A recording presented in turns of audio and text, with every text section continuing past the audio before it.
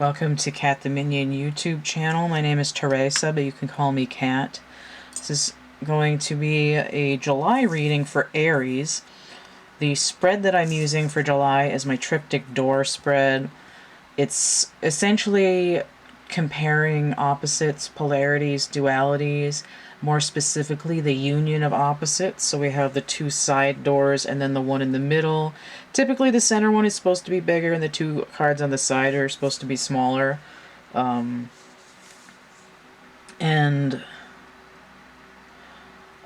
they look the same size here, but this deck is just ever so slightly bigger. So this is my phrase deck, and I keep screwing this up and ending up getting the cards going every which way. And it's hard to notice because, you know, the cards are the same color on both sides. You can see here, this one's going the wrong way. I don't know how I keep managing to do that, but it keeps happening. And I wasn't too concerned about that today. There we go, I fixed it. It's also, this could be the spread such that, hey, look, it's the same color as the table. So this is my phrase deck that I made by just randomly picking stuff out of books and paraphrasing it, writing down the page number. So that's novels, books, encyclopedias, magazines, manuals, and so on. And then I've got the... Why can't I ever remember the name of this lately? Mystical Shaman Oracle deck. There we go. For some reason this month I felt compelled to be reading out of Oracle books, and I sort of on the fence, but I'll see if I absolutely have to have it when I get into the reading. Depends how confused or brain dead I feel when I'm in the middle of the reading, or how much extra information I want to get. So Aries energy. So Mars is hanging out in Leo with Venus until the 21st, and then Mars chases Venus into Virgo after a week of separation on the 30th of July. I know that's a little convoluted the way I said it, but, you know, work with me here. So the moon is in Aries twice this month. On the 1st and 2nd, and then on the 28th and 30th. So it's like, you know, how does it feel at the beginning, right? We have the sun and moon energy with Aries. The masculine and the feminine, even though Aries also hanging out with Venus, the feminine, right? So it's like the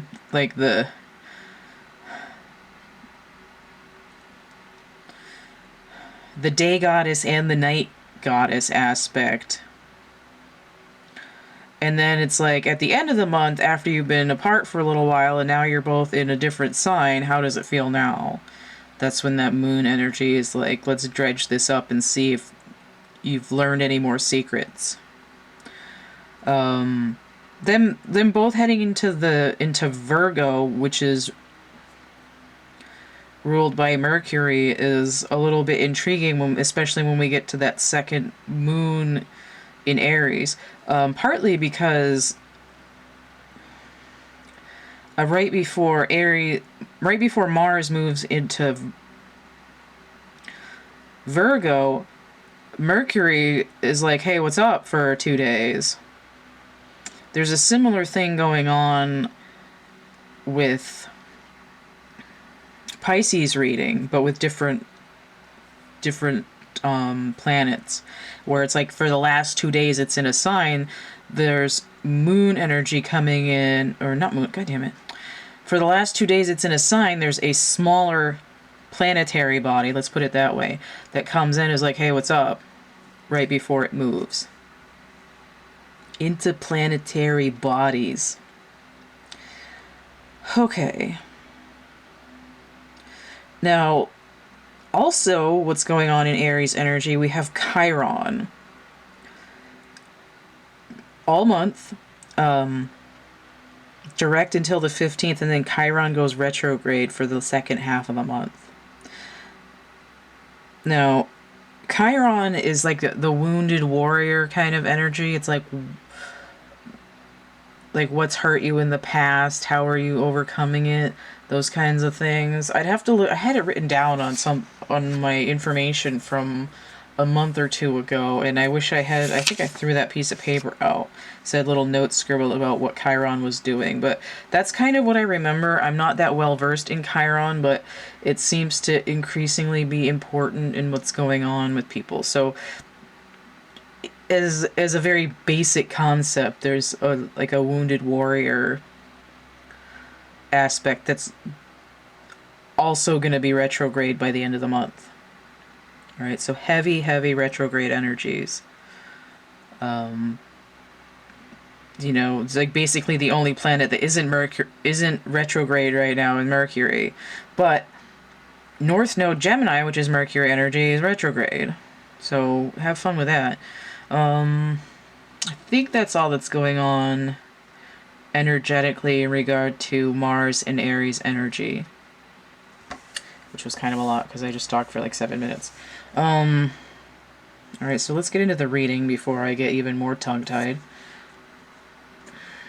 Alright, so we'll do this one first. Number 45, the Seer. Kitty cat. Alright. This is giving me the energy of the High Priestess and the Magician mixed together. It's giving me like this very grounded, primal, earthbound energy. And it's like, not only does the Seer have their eyes closed, but there's a black band painted across the eyes. It's like, these aren't the eyes that I need to see what's going on here. It's like, I can see what you're doing with both hands tied behind my back. It looks like there's... Oh, it's a staff. Okay, I'm like connected to the lower world and the upper world. But also giving me this idea that it's like a rattle. Like I'm getting this frequency coming in. Number 45. So it's giving me Emperor and Hierophant, but also Virgo energy, which I do believe I was talking about. The Hermit. I'm going within to see, but this isn't necessarily... It's not like the regular Hermit either. It's like if the Hermit became a higher vibration than even the High Priestess and the Magician combined. But it's carrying these two energies of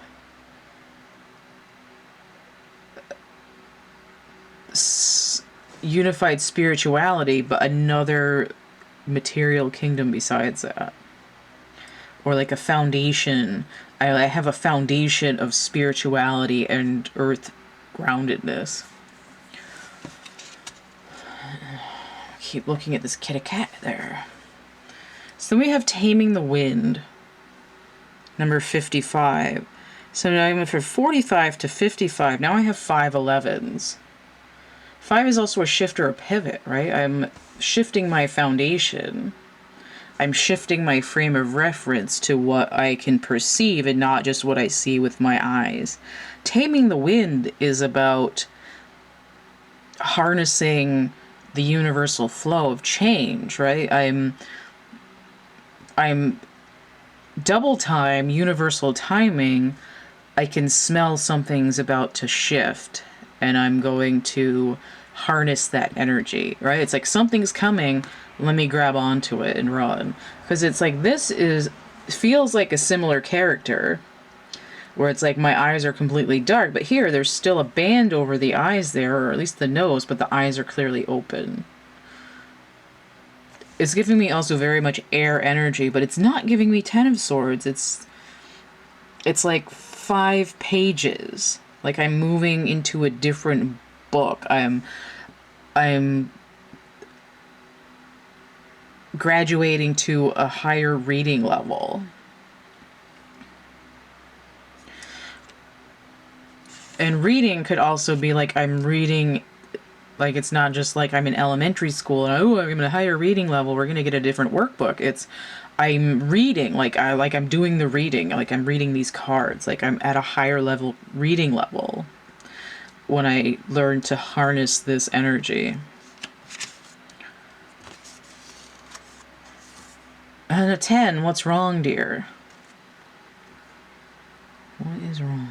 9, 10, 10.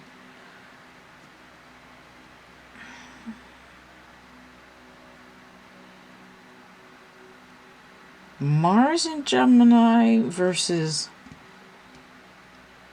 the Sun in Gemini.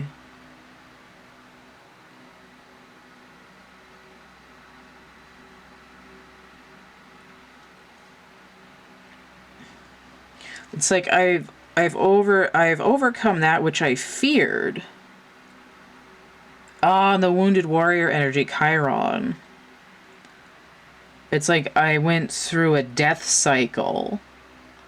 So I might look like I'm in agony, but I've just gone through a transition. It's like it's like I've died and I've been reborn in some way, but it's like what anyone else observes looks like carnage. Let's look at this bottom of the deck here. I'm just going to pull this off. Why do I feel like that's not the right card? I'm going to shuffle one out instead of taking the bottom of the deck because that one was backwards. And I don't think that goes with this reading. Okay, this one's backwards, so I'm going to take that one. I haven't been sleeping well, 42. The answer to everything. That's that 9 of Swords energy, right? Mars in Gemini. What's this other one here? No. Oh. Oh, that is right. Okay. The princess was at first frightened to see a lion. The princess is Virgo. That's the inner child. And a lion, the mountain lion, because that cat's been looking at me since I started this. Let's see what this is. It's the sun, number 53. So there's this illumination, right? I said the sun in Gemini was the 10 of Swords. And what did I say? I said the moon.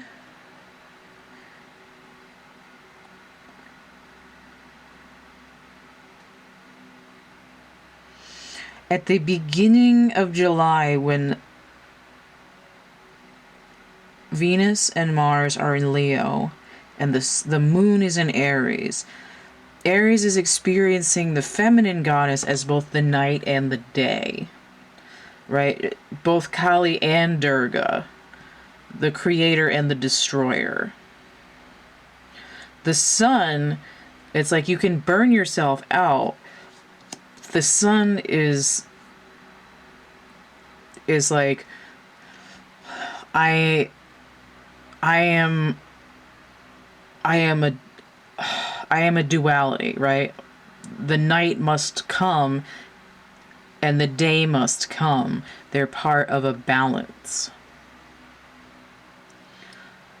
And this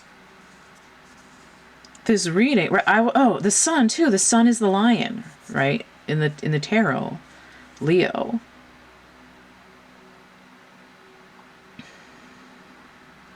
It's like by the time Aries gets into Virgo on the 30th, right? It's like they're chasing Venus. Why? Because Venus was afraid of, it's like Venus was afraid of the lion and ran into the Virgo sign first. And then Aries comes along and is like, I'm still carrying this Leo energy with me. Don't be scared. It's part of the day and night cycle. Right? And it's like taming the wind is like I'm on these solar winds. I'm taking them with me. But here it's like now we see this feminine here, right? The maiden. The princess was at first frightened to see the lion, but now riding on the solar winds. So even though I'm seeing the seer here as a masculine character, as right, Aries is the masculine. The inner child is coming through more as the feminine. But I mean, this could be dealing with a relationship, but you do have to realize that your inner child has a masculine and a feminine side. Right? So you're the masculine side of your inner child might be like putting on a brave face and being like, I'm not afraid of anything. But it's like, if you like, I still haven't been sleeping well. 42, 45. 85. 13, transformation. 8, strength or justice. What is wrong? I'm scared. 10 of swords. It's gonna eat me.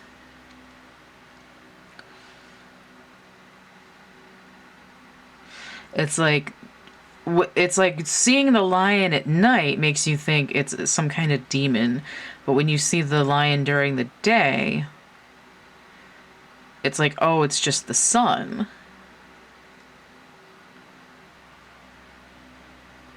There's an aspect going on here where there's a shift in consciousness.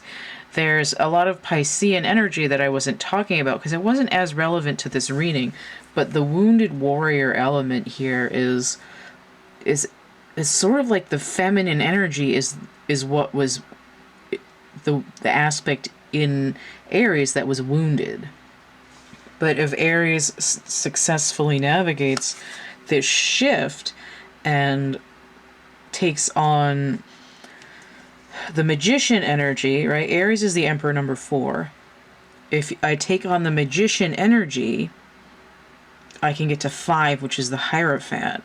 4 and 5, the Hierophant, right? I am the magician and the Emperor, now I am the seer. But I have this place where I can see more aspects of myself, right? I see the inner child, I see the higher self, I see the ego, I see more around me. You know, and it's like I'm taught, like, if Aries comes to their inner child and says, oh, sweetie, what's wrong? It's like, I'm scared. I can't sleep. I'm having a bad dream. Can you come and protect me? It's like, oh, yes, this is fine, you know. But don't be afraid of the dark, you know, because we need that in order to have this balanced cycle with the day as well. And then it's sort of like the solar winds actually begin at night, and this is rolling out here with the feminine energy now leveled up to this same mystical energy. Right? I have 2 Hierophants. I have the High Priestess and the Empress mixed together, and the masculine with the Emperor and the Magician. Right? So I have 2 Hierophants here. Alright, hopefully that makes sense. I'm going to wrap this up because I got a minute left on this video and I don't think I need to go any further. If you want to get a personal reading, let me move this and focus it. The complete list of readings I offer and how much they cost is going to be down in the description box underneath here. If you'd like to contribute to my channel, energy exchange, tip jar donation, PayPal, Cash App, or Venmo, all CATtheMinion. I've got merch and prints and actual art items. There's a coupon code here for Etsy. 3 or more items, 17% off. If you go through the link tree, that coupon code should come in at the top. Coloring books, dark poetry, social media, email, everything through the link tree, linktr.ee/CATtheMinion. Don't forget to like, share, subscribe, comment, check out my playlists tab, my discussion tab, and stay groovy, and we'll see you later. Bye.